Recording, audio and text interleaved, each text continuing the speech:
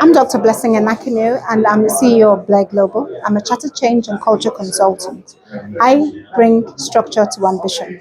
The work I do borders around change and culture, helping directors become better directors, helping them in the organizations, bringing structure around change and culture.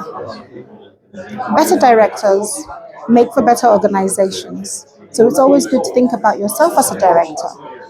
Who are you? What are you doing? And how can you make yourself a better leader so that your organization can function and perform at its best? There is a sine curve, I think, when one studies business that takes you from a shaping, initiating, and scaling. And if you don't take the opportunity to reshape after you have scaled and then reinitiate and rescale, you go into a state of degradation and decline. Sometimes that word entropy was disorder, uncertainty, and degradation. Shocking. Something that nobody wants.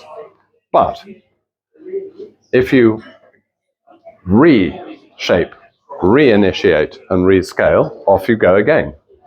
And I think that's what a lot of us are able to say to each other. It's a very, very simple program to go through for a business. Shape, initiate, scale. And nobody ever really puts it into the simplicity of that. And if it's underpinned with governance, well, it becomes something of a winning tonic. Because all of us, as directors under law, are directed by the Companies Act 2006, with special mention of sections 170 to 177. And the one that I really love is 172. 172, as anybody around, I'm sure you all know, is about the balance between the shareholder member, the business, supplier, those who work in the business, and the customer, and then the wider society and the environment. That balance is really, really important. And in section 172, it tells you all about that. Section 171 actually tells you that you should follow the Articles of Association that drive 172, and that you should speak your own mind as a director within a group and not be afraid to do that. You're under law to do that. So the section 170 to 177 is really important as a group. And I think we represent that. And I think that we represent that body of people from where the fountain of that stuff, if you like, comes from, the Institute of Directors. And I'm very proud of that because I maintain the Institute of Directors, for me, as the anchor to my business. And that's something that I think that when it's said like that seems quite appealing, because suddenly it's something that other people could hook onto and trust you. And if you then signed up to the Code of Conduct for Directors last year, I think 2024, in about September, it came to life, and it's 6 principles, and you stick that on your LinkedIn or your website or whatever it is. Again, you're developing a trust. Over the course of this year, we've done a great deal on a voluntary basis to try and bring that anchor of the Institute to you. And that is done through a series of involvements internally and externally. Internally, we have this sort of gathering. This is a celebration of the end of the year and a look forward to the beginning of next year. And so it goes on. Next year, there will be coffee mornings. There'll be I think you perhaps run Woman of the, the International Women's Conference, which I think is in March. And in April, we have a black tie dinner at the Ashford Hotel, International Hotel, which I hope that you will come to and book a table for. And we will have speakers there, and we will have a forum, and I hope that it's a very good evening. I suppose the message might be that there are two things there. One is that we are trying to not just group you, but also group you in ways that are useful to you. But the other goes back to the first point that I was talking about, is that the Institute of Directors has a very fine academy, and as a chartered director who's been through the academy, I extol the virtues of the academy to you, because I believe it then helps you speak with clarity of strategic, board, director, operational, executive, differentiates those levels, sticks you into strategic space, encourages you to think strategically, but have oversight of the operational and the executive. And when that's done in that way and underpinned by governance, which is found at the core of the Institute of Directors, then it can become your anchor, and then it becomes useful, and it becomes part of your daily life. And I think that is why I enjoy standing with you, because all of us have to, under law, comply with the Companies Act 2006, but we're guided by the best practice of the UK Corporate Governance Code 2024, January, although it didn't go live until 25 in January, an odd anomaly. But my favorite is 172.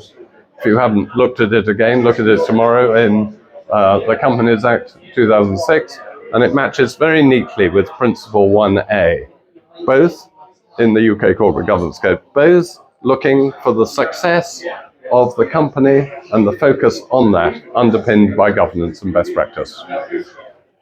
That's my overall message.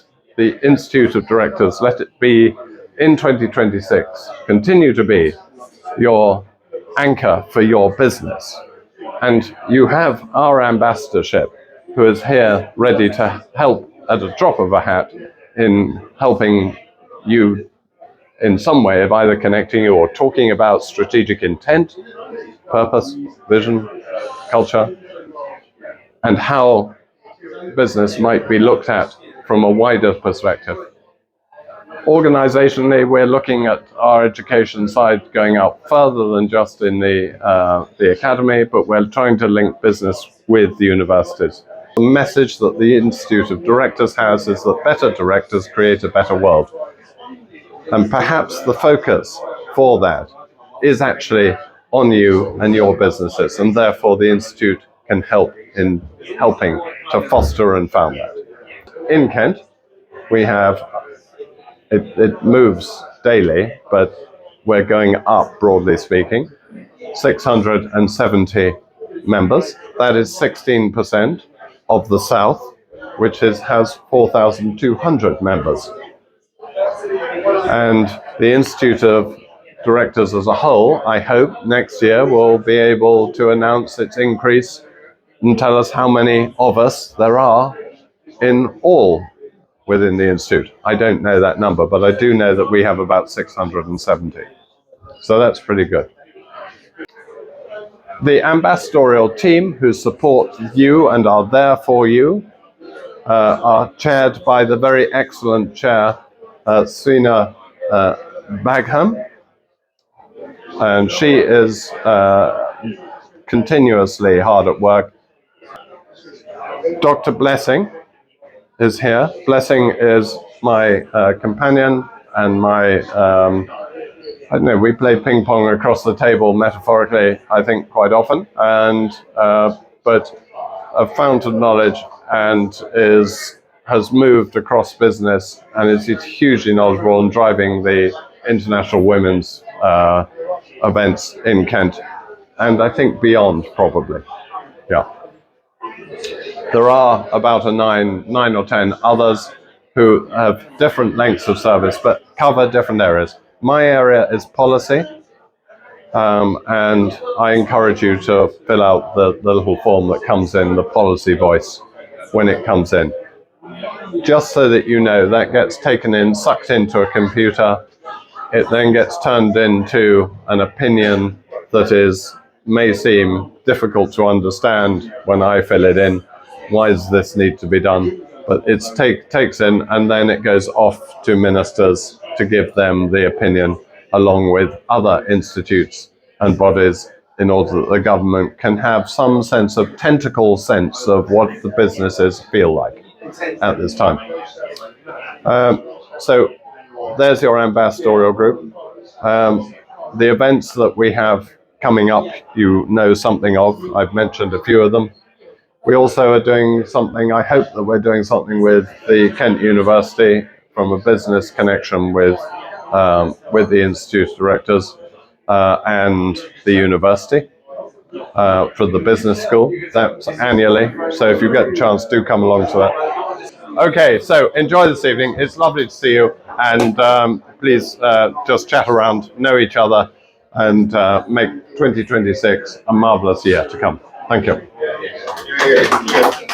Hello everyone, my name is Gemma Fairclough-Haynes. I'm the owner and founder of Orchard Employment Law. I'm here today at the Swan on the Green at the Institute of Directors Networking and End of Year event, and it's really lovely to meet other directors, because how important is it to be around other people who value directorship, who value good governance, and are sharing that same journey with you. So, if you're looking to go to an event, I strongly recommend. I'm Jonathan Hancock. I work at Bowls Outdoor Centre. Bowls is essentially, at its heart, a charity for young people, for children. And they'll come to Bowls for an outdoor experience. They'll have an outdoor adventure. They'll go rock climbing, kayaking, skiing, all sorts of things like that. They'll stay residentially. What we do on our side of Bowls, I work for a subsidiary of the charity. We provide learning and development for corporates, so leadership, team development, emerging talent, young people in businesses. We look at that. Used to be called soft skills, but we now call people skills. They're the power skills within an organisation of what make people progress, they make people get noticed. So we help with that with all sorts of organisations. It ties in very much with what we were saying about the Institute of Directors, because what is important for directors or leaders within an organisation is to make that impact, to make that impression, and to inspire the future generations within any organisation. And that's got to come from the top, and it's got to be genuine and authentic to make the younger people within organisations want to be inspired by them. My name is Dr. Isaac Anakimio. I'm a portfolio director. I'm the CEO of Knowledge Incorporated Limited. I work as a project delivery, responsible for delivering large-scale portfolios. I also am responsible for IT project management, advisory services, and training delivery. Working with organizations and businesses, I've showcased that good governance, good directorship allows for business case development and strategic delivery of business objectives. So good governance, good directorship allows for good business. Hi, I'm Mary Enyelu. My business is Can Do Academy, and we support organizations to help them develop their teams and their leaders and cultivate cultures where people thrive. And it's wonderful to be here at the IoD event this evening. I think it's important work that the IoD do, helping and supporting directors, because great directors make great companies. And so being here has just been amazing, meeting directors from all sectors, and it's just been fun. It's been wonderful being here. Thank you.